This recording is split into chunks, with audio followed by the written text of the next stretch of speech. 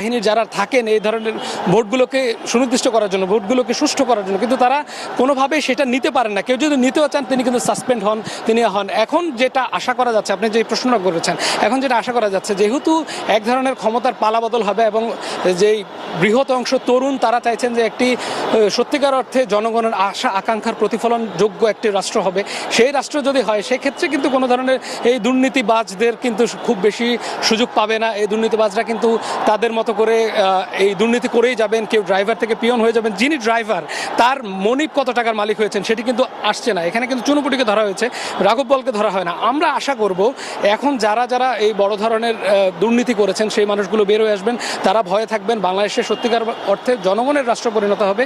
আমরা যে গণপ্রজাতন্ত্রী বাংলাদেশ সরকার, জনগণ সকল ক্ষমতার উৎস বলা হয় আমাদের সংবিধানে।